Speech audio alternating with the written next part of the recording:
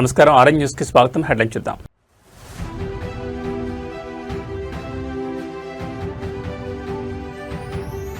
రాయలసీమ పర్యటనలో మంత్రి Nara Lokesh busy. Vidya, IT రంగాల బలోపేతమే లక్ష్యం.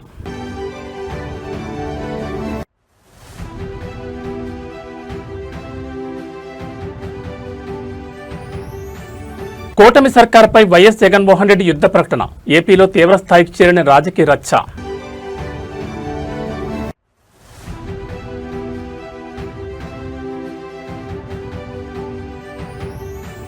బీఆర్ఎస్ హయాం ఆర్థిక లొసుగులపై సీఎం రేవంత్ రెడ్డి ఫైర్. ఆధారాలతో సహా ఎండగట్టిన ముఖ్యమంత్రి.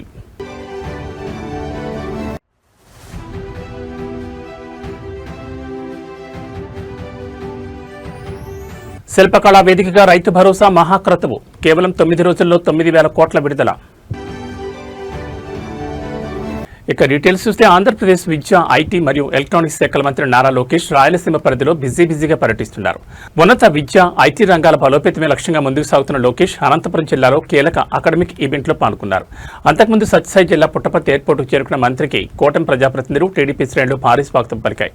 అక్కడి నుంచి నేరుగా అనంతపురం బయలుదేరి వెళ్లిన లోకేష్ ఆంధ్రప్రదేశ్ సెంట్రల్ యూనివర్సిటీ స్నాతకోత్సవ వేడుకలకు హాజరయ్యారు. మంత్రి నారా లోకేష్ పుట్టపర్తి ఎయిర్పోర్టుకు చేరుకోగానే విమానాశ్రయం వెలుపల పండగ వాతావరణం నెలకొంది.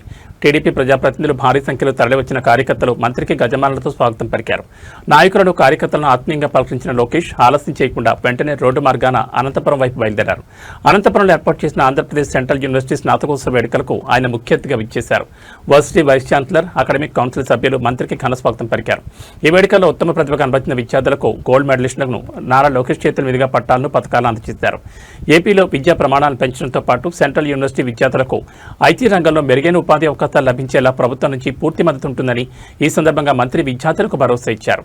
రాయలసీమను ఎడ్యుకేషన్ అండ్ ఐటీ హబ్గా మార్చేందుకు కూటమి ప్రభుత్వం తీసుకుంటున్న చర్యలను ఆయన వివరించారు.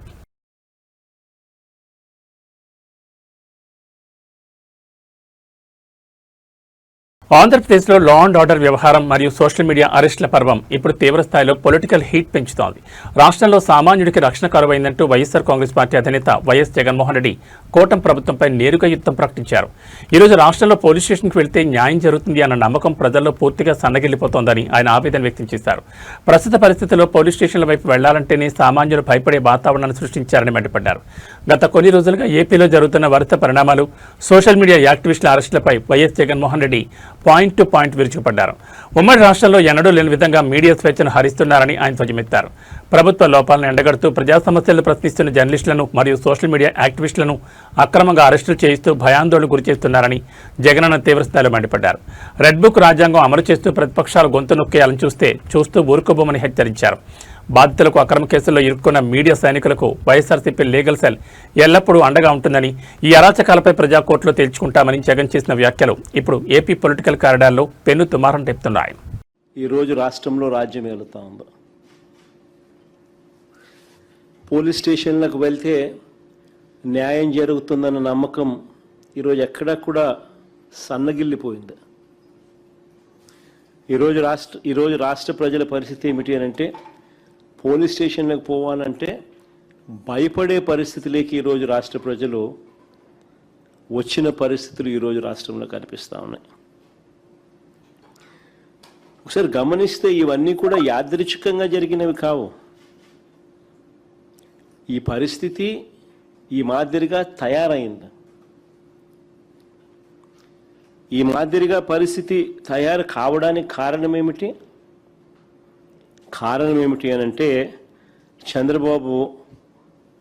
చంద్రబాబు గారు తాను చేస్తా ఉన్న దోపిడీని, అవినీతిని, దుర్మార్గపు పరిపాలనను, తాను మోసం చేసిన తెలంగాణ రాష్ట్ర ఆర్థిక పరిస్థితి, గడిచిన 10 ఏళ్ల కాలంలో జరిగిన అప్పుల నిర్వహణపై ముఖ్యమంత్రి యనమల రేవంత్ రెడ్డి మరోసారి విరుచుకుపడ్డారు. గత గులాబీ ప్రభుత్వం ప్రచారం చేసుకున్న మిగులు బడ్జెట్, అప్పులు లేని రాష్ట్రం అనే వాదనల్లోని లొసుగులను ఆయన ఆధారాలతో సహా ఎండగట్టారు. అప్పులు లేవన్న బీఆర్ఎస్ హయాంలో 7 లక్షల మంది ఉద్యోగుల జీతాలు కూడా వాయిదాలో వచ్చాయి.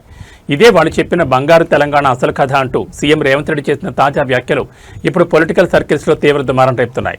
తెలంగాణ సెక్రటరియట్ వేదికగా జరిగిన తాజా సమీక్ష సమావేశంలో ముఖ్యమంత్రి రేవంత్ రెడ్డి గత ప్రభుత్వ ఆర్థిక విధానాలపై తీవ్ర స్థాయిలో మండిపడ్డారు. గత హయాంలో ప్రగతి భవన్ చుట్టూ అల్లికలు చేసిన అబద్ధాల కోటలు ఇప్పుడు ఒక్కొక్కటిగా బద్దలవుతున్నాయని ఆయన వ్యాఖ్యానించారు. రాష్ట్రాన్ని అప్పుల ఊబిలోకి నెట్టేసి బయటకు మాత్రం అప్పులు లేవని కలరంగిచ్చారని దుయ్యబట్టారు.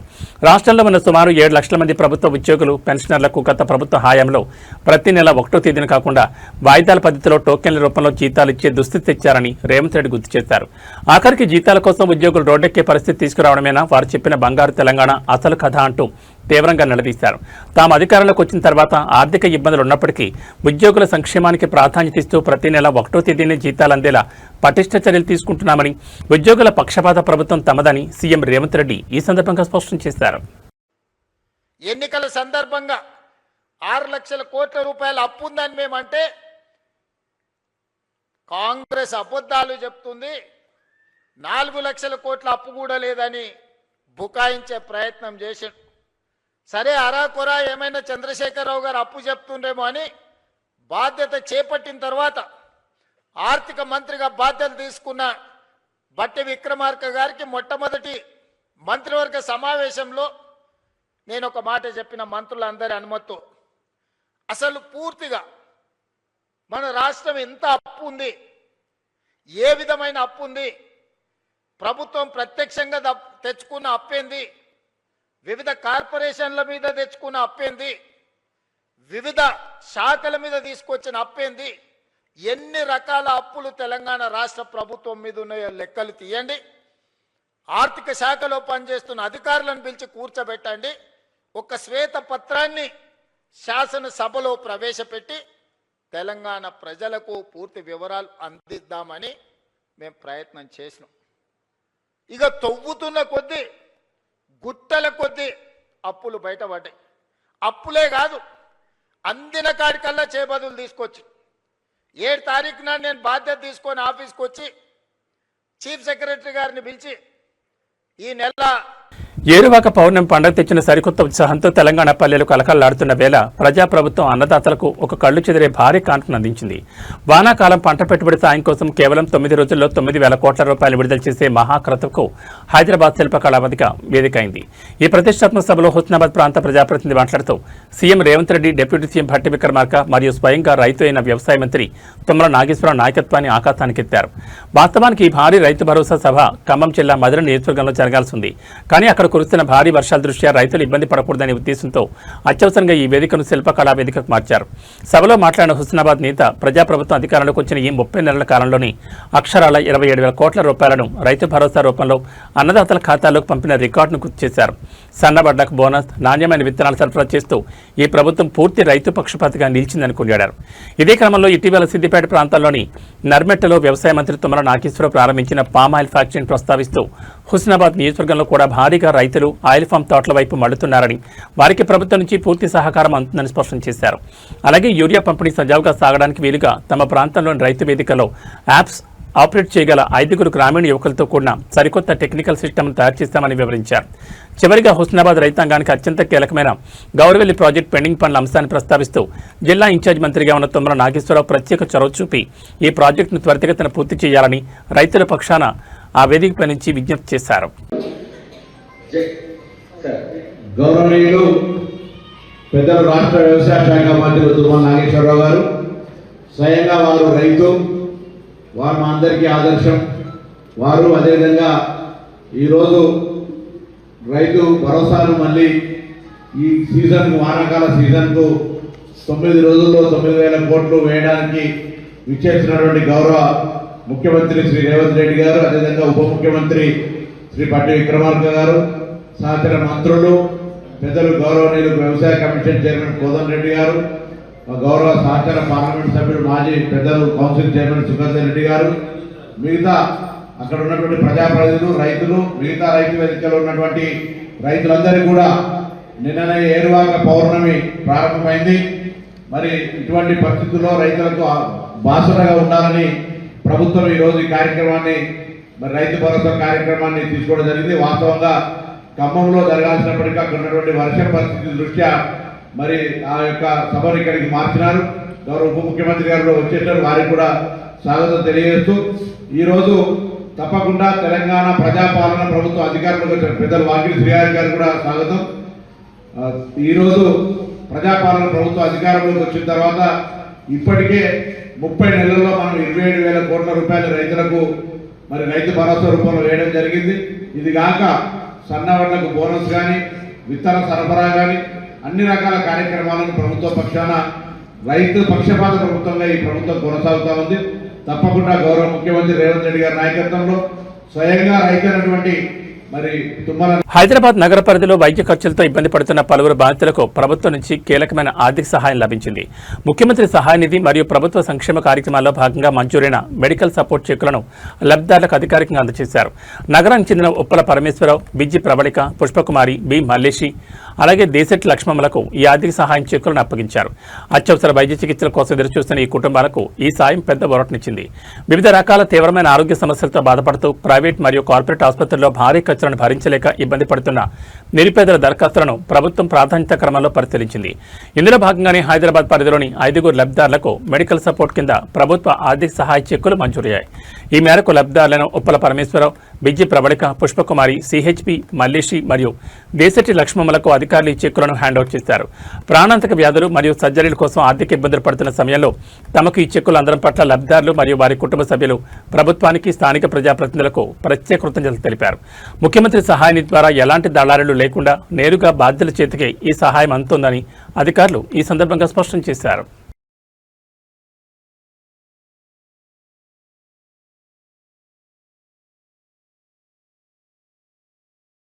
ప్రజాస్వామ్యంలో నిరుపేదలు తమ సమస్యలను ఉన్నతాధికారుల దృష్టికి తీసుకెళ్లడం కూడా నేరమేనా? అండగా నిలవాల్సిన ప్రభుత్వ యంత్రాంగం, రక్షణగా ఉండాల్సిన పోలీస్ వ్యవస్థే భక్షకులుగా మారితే సామాన్యుడు ఎక్కడికి వెళ్ళాలి? నాగర్ కర్నూలు జిల్లాలో సామాన్య సమాజం తలదించుకునేలా ఒక అత్యంత దారుణమైన పోలీసుల దాష్టికం కలకలం రేపుతోంది. తనకి ఇందిరమిల్లు కావాలని పర్యటనకు వచ్చిన కలెక్టర్ కాళ్ల మీద పడి వేడుకున్నాడని ఒకే ఒక కారణంతో ఒక నిరుపేద బాధితుడిని పోలీస్ స్టేషన్కు తరలించి కాకేలు విచక్షణారహితంగా కొట్టారు. నాగర్ కర్నూలు జిల్లా పెంట్లవెల్లి మండలం జట్టప్రోలు గ్రామంలో యంగ్ ఇండియా స్కూల్ పనులను పరిశీలించేందుకు జిల్లా కలెక్టర్ హేమంత్ కిషోర్ పాటిల్ వెళ్లారు. కలెక్టర్ వస్తున్నారని తెలిసి ఎలాగైనా తన నిరుపేద స్థితిని వివరించి ఇందిరమిల్లు సాధించుకోవాలని అదే గ్రామానికి చెందిన కాటికే నారాయణ అనే వ్యక్తి అక్కడికి చేరుకున్నాడు. కలెక్టర్ వాహనం దిగ్గానే నేరుగా ఆయన కాళ్ళ మీద పడి తనను ఆదుకోవాలని, ఇల్లు మంజూరు చేయాలని తీవ్రంగా వేడుకున్నాడు. అయితే ఈ ఘటనతో కలెక్టర్కు తీవ్ర అవమానం జరిగిందని భావించిన స్థానిక కాంగ్రెస్ నాయకులు బాధితుడిపై కక్ష కట్టారు. వారి ఆదేశాల మేరకు రంగంలో దిగిన పోలీసులు అదే రోజు సాయంత్రం నారాయణను బలవంతంగా పోలీస్ స్టేషన్కి తరలించారు. ఎందుకు కొడుతున్నారు సార్, నా తప్పేంటి అని నారాయణ పోలీసులను అడిగితే, నీ వల్ల కలెక్టర్కి అవమానం జరిగింది, ఎంత ధైర్యం నీకు అంటూ లాఠీలతో దారుణంగా చితకబాదారు. ఒళ్లంతా వాతలు పడేలా పోలీసులు చేసిన ఈ అనాగరిక దాడిపై బాధితుడు మరియు అతని కుటుంబ సభ్యులు తీవ్ర ఆవేదన వ్యక్తం చేస్తున్నారు. అడిగితే అది కాలు పట్టుకున్నాడని కొట్టించండి పోలీస్ స్టేషన్ కొట్టించి మన వాళ్ళు వైద్య తీసుకొచ్చింది.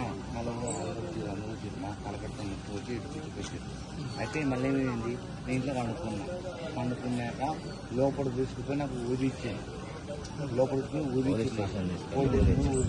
సార్ బయట లోపల ఊదడం కరెక్ట్ కాదు, ఇది బయట ఊదియండి, నాకు బయట నడుచుకుంటూ ఊదియండి, కారు నడుస్తూ ఊది అని చెప్పిన. ఇది కథ. నన్ను కొట్టిండు ఒక ఇంట్లో వండుకుని లేకపోయింది పట్టుకుపోయి కొట్టింది. చిత్తూరు జిల్లాలో పాఠశాల విద్యార్థులను టార్గెట్ చేస్తూ జరిగిన ఒక అసాధారణ పరిణామం ఇప్పుడు స్థానిక ప్రజలను తీవ్ర భయాందోళన గురిచేస్తోంది. కార్బేటి నగరం మండలంలోని ఒక ప్రభుత్వ పాఠశాలలో విద్యార్థులపై వింత పురుగులు దాడి చేయడంతో ఏకంగా 19 విద్యార్థులు ఒకేసారి తీవ్ర అస్వస్థతకు లోనయ్యారు. పాఠశాల ఆవరణలోని చెట్టుపై నుంచి హఠాత్తుగా కింద పడిన ఈ వింత పురుగులు కుట్టడంతో విద్యార్థుల శరీరాలపై విపరీతమైన దద్దులు, భరించలేని మంటలు ప్రారంభమయ్యాయి. దీంతో అప్రమత్తమైన ఉపాధ్యాయులు వారిని వెంటనే ప్రభుత్వ ఆసుపత్రికి తరలించారు. చిత్తూరు జిల్లా కార్బేటి నగర మండలం డియ్యంపురం గ్రామంలోని జడ్పీ ఉన్నత పాఠశాలలో ఈ విచిత్ర ఘటన చోటు చేసుకుంది. పాఠశాల విరామ సమయంలో విద్యార్థులు ఆవరణలోని ఒక పెద్ద చెట్టు కింద ఉన్నట్లు తెలుస్తోంది. ఆ సమయంలో చెట్టుపై నుంచి కొన్ని వింత పురుగులు ఒక్కసారిగా విద్యార్థులపై పడ్డాయి. అవి శరీరానికి తగలడమే కాకుండా విపరీతంగా కుట్టడంతో విద్యార్థుల ఒళ్లంతా క్షణాల వ్యవధిలోనే పెద్ద పెద్ద దద్దులుగా మారిపోయాయి. తీవ్రమైన మంట నొప్పితో విద్యార్థులు కేకలు వేయడంతో ఉపాధ్యాయులు తీవ్ర దిగ్భ్రాంతికి లోనయ్యారు. పరిస్థితి విషమించకుండా అప్రమత్తమైన స్కూల్ సిబ్బంది వెంటనే 19 మంది బాధితులను కార్వేట్ నగరం ప్రభుత్వ ఆసుపత్రికి తరలించారు. అక్కడ వైద్యులు విద్యార్థులకు అత్యవసర ప్రథమ చికిత్స అందించి ప్రత్యేక అబ్జర్వేషన్లో ఉంచారు. ప్రస్తుతం విద్యార్థుల ఆరోగ్య పరిస్థితి సురక్షితంగానే ఉన్నప్పటికీ సాధారణంగా కనిపించే కీటకాల్లా కాకుండా ఆ పురుగులు అత్యంత వింత ఆకారంలో ఉండడంతో ఆ ప్రాంత ప్రజలు తల్లిదండ్రులు తీవ్ర టెన్షన్ పడుతున్నారు. అధికారులు సదరు పాఠశాల పరిసరాల్లో క్రిమిసంహారక మందులు చల్లాలని డిమాండ్ చేస్తున్నారు.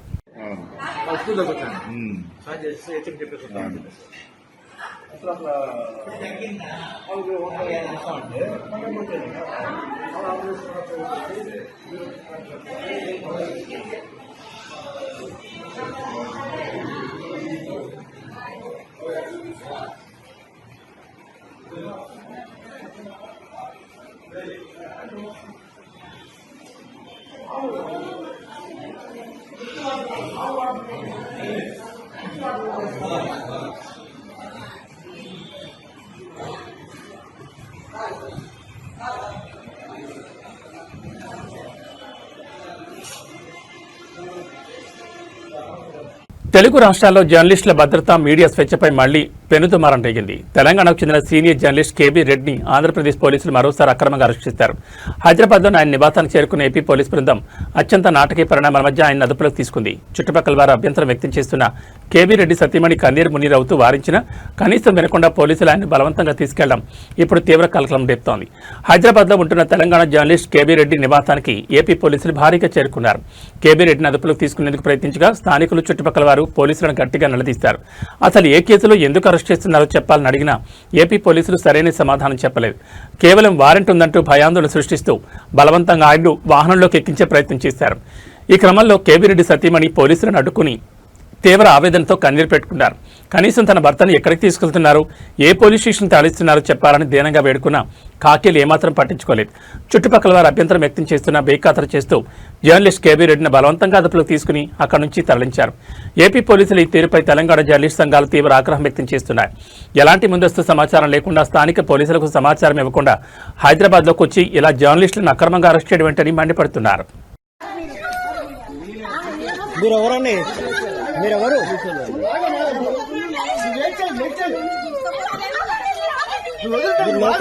పోలీసులకు ఫోన్ చేయండి.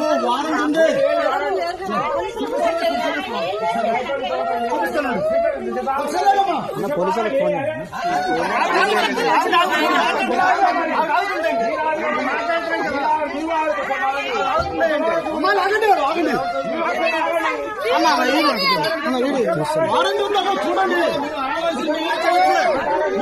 చూడండి పట్టుకున్నాం మామూలుగా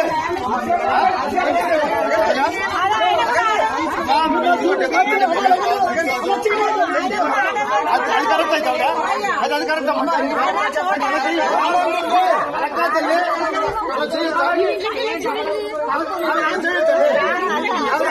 రంగారెడ్డి జిల్లా యాచారం మండలంలో భూసేకరణ వివాదం మరోసారి తీవ్ర రూపం దాల్చింది. మేడిపల్లి, కురిమిద్ద గ్రామాల్లో అటు రైతులు, ఇటు అధికారుల మధ్య తీవ్ర ఉద్రిక్త పరిస్థితులు నెలకొన్నాయి. రైతులు ప్రాణప్రదంగా సాగు చేసుకుంటున్న వ్యవసాయ భూములపైకి అధికారులు భారీ పోలీస్ బందోబస్తు చొరబడ్డారు. పొలాల్లో పచ్చగా ఎదుగుతున్న పత్తి, జొన్న పంటలను జేసీబీలతో నిర్దాక్ష్యంగా తొలగించారంటూ స్థానిక రైతులు ఆందోళన దిగారు. కోర్టు స్టే ఆర్డర్లున్న అధికారులు ఇలా దౌర్జన్యంగా పంటలు నాశనం చేయడం ఏంటంటూ అన్నదాతలు ఆగ్రహం వ్యక్తం చేస్తున్నారు. యాచారం మండల పరిధిలోని ఫార్మాసిటీ, రేడియల్ రోడ్ల భూసేకరణ వివాదం గత కొన్నాళ్లుగా నడుస్తోంది. ఈ క్రమంలోని మేడిపల్లి, కురిమిద్ద గ్రామాల్లో రైతులు తమ భూములను ఇచ్చేది లేదంటూ కోర్టును ఆశ్రయించి స్టే ఆర్డర్లు కూడా తెచ్చుకున్నారు. అయితే ఇవేమీ పట్టించుకోకుండా రెవెన్యూ అధికారులు, పోలీసులు వందలాది మంది సిబ్బందితో బలవంతంగా క్షేత్రస్థాయిలోకి దిగారు. రైతులు అప్పులు తెచ్చి ఎంతో కష్టపడి వేసిన ప్రతి జొన్న పంటలను జేసీబీ యంత్రాల సహాయంతో భూస్థాపితం చేస్తుంటే అడ్డుకోబోయిన రైతులను, మహిళా కూలీలను పోలీసులు బలవంతంగా నెట్టేశారు. కళ్ల ముందే పచ్చడి పంటలు నాశనం అయిపోతుంటే రైతులు కన్నీరు మున్నీరుగా విలపించారు. పరిహారం, పునరావృతంపై స్పష్టత ఇవ్వకుండా కోర్టు ఆదేశాలను ఉల్లంఘిస్తూ ఇలా దౌర్జన్యంగా ల్యాండ్ లెవెలింగ్ పనులు చేయడంపై ఫార్మాసిటీ వ్యతిరేక పోరాట సమితి అగ్రనేతలు తీవ్ర ఆగ్రహం వ్యక్తం చేస్తున్నారు. అధికారుల తీరుకు నిరసనగా రైతులు పోలీసులకు ఫిర్యాదు చేసేందుకు సిద్ధమవుతున్నారు. దీంతో మేడిపల్లి, కురిమిద్ద పరిసర ప్రాంతాల్లో ఎప్పుడేం జరుగుతుందో తెలియని ఉత్కంఠభరిత వాతావరణం నెలకొంది.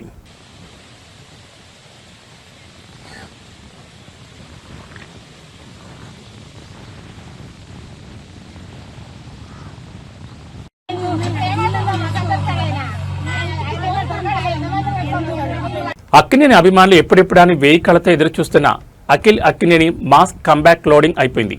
మురళీ కిషోర్ అబ్బూరు దర్శకత్వంలో సితారా ఎంటర్టైన్మెంట్స్ అన్నపూర్ణ స్టూడియోస్ సంయుక్తంగా నిర్మించిన లెనిన్ చిత్రం జూలై 10న థియేటర్లోకి రాబోతోంది. ఈ సందర్భంగా మంగళవారం రాత్రి అత్యంత ఘనంగా జరిగిన ట్రైలర్ లాంచ్ ఈవెంట్లో హీరో అఖిల్ మాట్లాడిన మాటలు ఇప్పుడు ఇండస్ట్రీ వర్గాల్లో హాట్ టాపిక్గా మారాయి. ఏజెంట్ సినిమా తర్వాత అఖిల్ చాలా గ్యాప్ తీసుకోవడంపై అక్కినేని ఫ్యాన్స్ కొంత అసంతృప్తితో ఉన్నమాట వాస్తవమే. సరిగ్గా ఇదే పాయింట్ను ప్రస్తావిస్తూ అఖిల్ వేదికపై తీవ్ర భావోద్వేగానికి లోనయ్యారు. నా నుంచి సినిమా వచ్చి 3 ఏళ్లైంది. మీ అందరినీ ఇంతకాలం వెయిట్ చేయించినందుకు మనస్ఫూర్తిగా నన్ను క్షమించండి అంటూ ఫ్యాన్స్ను కోరారు. అయితే ఈ సుదీర్ఘ నిరీక్షణకు లెనిన్ రూపంలో ఒక గట్టి సమాధానం దొరకబోతోందని అఖిల్ ధీమా వ్యక్తం చేశారు. ఈ రోజు నేను వేదికపై ఎక్కువ మాట్లాడదలుచుకోలేదు. అసలు నేను మాట్లాడడం కంటే ఈసారి నా సినిమాని థియేటర్లో మాట్లాడుతుంది. ఈ ఒక్కసారి నా మీద నమ్మకం ఉంచండి. జూలై 10న థియేటర్లో కలుద్దామంటూ అఖిల్ చేసిన స్పీచ్కు థియేటర్ మొత్తం ఫ్యాన్స్ అరుపులతో దద్దరిల్లిపోయింది. రిలీజ్ అయిన ట్రైలర్లో Akhil rugged look, Rayalaseema backdrop, mass elements మరియు థమన్ బ్యాక్గ్రౌండ్ స్కోర్ చూస్తుంటే అక్కినేని వారసుడు ఈసారి బాక్సాఫీస్ వద్ద చాలా గట్టి వేటకి సిద్ధమయ్యాడని స్పష్టమవుతోంది. నేను ఎప్పుడు మాట్లాడాలి? ఎప్పుడు? ఆ రోజు నేను మాట్లాడాలి.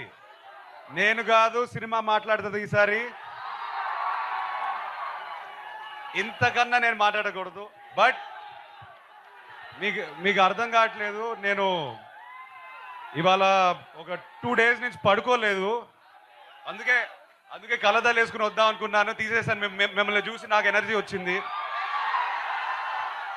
నెక్స్ట్ 10th జూలై వరకు పనిచేయడానికి మళ్ళీ నాకు ఎనర్జీ ఇచ్చారు. ఇవాళ నేను హ్యాపీగా మనస్ఫూర్తిగా ఒక ఆక్సిజన్ పీల్చినట్టు ఫీల్ అవుతున్నాను మిమ్మల్ని చూసి. ఒక్కటే చెప్తాను, సారీ బ్రదర్, సారీ. 3 years అయింది వచ్చి. క్షమించండి. మనస్ఫూర్తిగా గుండెపైన చేయబెట్టి చెప్తున్నాను, నమ్మండి ఈసారి. Okay, thank you boys, love you all, thank you. బంగారం కొనాలనుకునే వారికి సామాన్యులకు ఇవాళ బులియన్ మార్కెట్ అదిరిపోయే శుభార్త చెప్పింది. గత కొద్ది రోజులుగా ఆకాశమే హద్దుగా దూసుకుపోతూ సామాన్యుల చుక్కలు చూపించిన పసిడి ధరలు ఇవాళ మార్కెట్లో ఒక్కసారిగా భారీగా దిగొచ్చాయి. హైదరాబాద్ బులియన్ మార్కెట్లో ఇవాళ 24 క్యారెట్ల స్వచ్ఛమైన బంగారం ధర ఏకంగా 1,260 రూపాయల మేర తగ్గగా ఆభరణాల తయారీకి వాడే 22 క్యారెట్ల పసిడి ధర 1,150 రూపాయల మేర పతనమైంది. మరోవైపు వెండి ధరలు మాత్రం మార్కెట్లో ఎలాంటి మార్పు లేకుండా స్థిరంగా కొనసాగుతున్నాయి. అంతర్జాతీయ మార్కెట్లలో చోటు చేసుకున్న పరిణామాల ప్రభావంతో ఇవాళ హైదరాబాద్ బులియన్ మార్కెట్లో పసిడి ధరలు భారీగా క్షీణించాయి. ఇవాళ మార్కెట్ వివరాల ప్రకారం 24 క్యారెట్లకు చెందిన 10 గ్రాముల మేలిమి బంగారం ధర నిన్నటితో పోలిస్తే 1,260 రూపాయలు తగ్గి 1,40,780 వద్ద ట్రేడ్ అవుతోంది. అలాగే వినియోగదారులు ఎక్కువగా కొనుగోలు చేస్తే 22 క్యారెట్లకు చెందిన 10 గ్రాముల ఆభరణాల బంగారం ధర కూడా 1,150 రూపాయలు కుప్పకూలి 1,29,050కి చేరింది. అయితే బంగారం ధరలు ఇలా భారీగా తగ్గినప్పటికీ వెండి ధరలు మాత్రం ఇవాళ నిలకడగా ఉన్నాయి. మార్కెట్లో కేజీ వెండి ధర 2,44,900 వద్దే ఎలాంటి మార్పు లేకుండా స్థిరంగా కొనసాగుతోంది.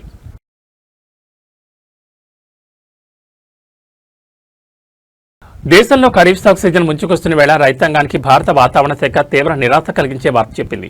జూన్ నెలలో దేశాన్ని గురించిన నైరుతి రుతుపవనాలు జూలై నెలలో కూడా సాధారణ కంటే తక్కువ వర్షాలను ఇచ్చేలా కనిపిస్తున్నాయని ఐఎండీ అంచనా వేసింది. దేశవ్యాప్తంగా జూలైలో కురవాల్సిన దీర్ఘకాల సగటు వర్షపాతంలో కేవలం 94% మేరకే వర్షాలు పడే పరిస్థితులున్నాయని IMD director general Mrutyunjay Mohapatra స్పష్టం చేశారు. దేశవ్యాప్తంగా రుతుపవనాల గమనంపై వాతావరణ శాఖ కీలక గణాంకాలను విడుదల చేసింది. సాధారణంగా దేశంలో 1971 నుండి 2020 వరకు ఉన్న దీర్ఘకాల సగటు ప్రకారం జూలై నెలలో 280.4 మిల్లీమీటర్ల వర్షపాతం నమోదు కావాలి. కానీ ప్రస్తుత పరిస్థితుల వల్ల ఇందులో కేవలం 94% మేరకు వర్షాలు కురిసే అవకాశాలున్నట్లు వాతావరణ శాఖ తెలిపింది. గత జూన్ నెలలో దేశవ్యాప్తంగా ఏకంగా 40% వరకు లోటు వర్షపాతం నమోదైందని, ముఖ్యంగా మధ్య భారతదేశంలో ఈ లోటు అత్యధికంగా 50.4%గా రికార్డైందని ఐఎండీ వివరించింది. జూన్ నెల ఎండబట్టేగా జూలైలో కూడా అరకొర వానలు కురిసే అవకాశం ఉండడంతో వ్యవసాయ రంగంపై దీని ప్రభావం తీవ్రంగా పడే ప్రమాదం కనిపిస్తోంది. తెలుగు రాష్ట్రాల్లోని పలు జిల్లాల్లో కూడా ఇదే విధమైన లోటు పరిస్థితులు కొనసాగుతుండడంతో ప్రత్యామ్నాయ పంటల వైపు రైతులు ఆలోచించాల్సిన పరిస్థితి ఏర్పడుతోంది. జూలై నెలలో కూడా వర్షాలు ఆశించిన స్థాయిలో కురవన్న ఐఎండీ అంచనాలు ఇటు సాగు రంగంతో పాటు అటు తాగునీటి ప్రాజెక్టుల నిర్వహణకు కూడా సవాలుగా మారబోతున్నాయి. ఇవి బులెటిన్ విశేషాలు. నమస్కారం.